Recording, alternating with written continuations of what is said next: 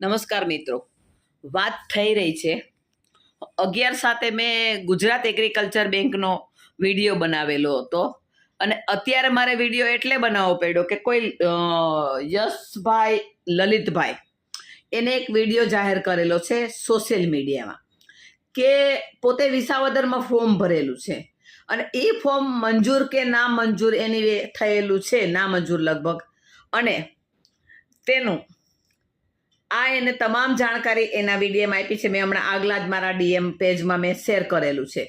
મેં 11/7 એ વિડીયો એટલે બોલાવેલો કે તમામ ખેડૂતો જાગો અને આ જે ચેરમેન ને ડિરેક્ટરો છે તે પોતાની મનમાની ચલાવે છે.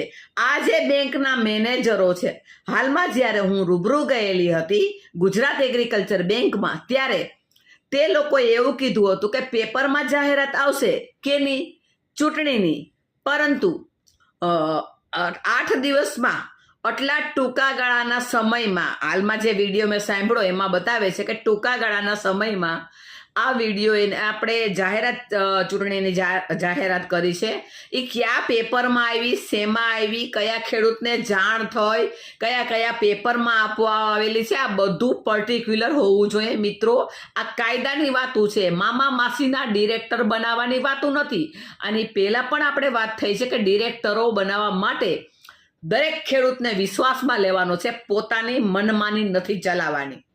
પરંતુ ડિરેક્ટરો પોતાની મનમાની ચલાવે છે અને પોતાની મનમાની રીતે પોતે આગળ આવવા માંગે છે, તો દરેક ખેડૂતો વિરોધ કરે અને લલિતભાઈ જે છે એ મારો કોન્ટેક્ટ કરે.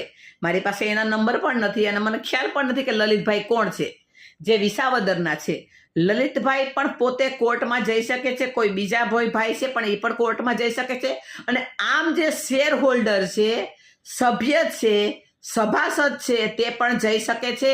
અને કોઈ પણ ખેડૂતે આ એક પણ ચેરમેનને બિનહરીફ થવા દેવાની જરૂર નથી, કારણ કે બિનહરીફ થઈ અને તમારી માથે રાજ કરીને 20-20 કરોડની લોન લઈને તમને દેવેદાર બનાવી દે છે.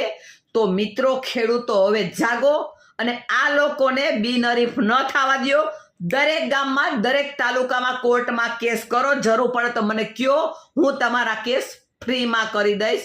દરેક ગામ આવીશ. જે કોર્ટ ફી કે કાંઈ ભરવાનું થાય તે આપણે ભરી અને કોર્ટમાં કેસ કરી શકીએ છીએ. એટલે દરેક ગામમાં દરેક ખેડૂતો પોતાના વકીલનો કોન્ટેક્ટ કરે અને કેસ કરે. અને આ જે ચેરમેનો, ડિરેક્ટરો છે જેને બિનહરીફ થવું છે એને થવા ન દો મિત્રો. સલાહની જરૂર હોય તો મારી કોન્ટેક્ટ કરો, ધર્મિષ્ઠા જોશી, 70 165 92 414.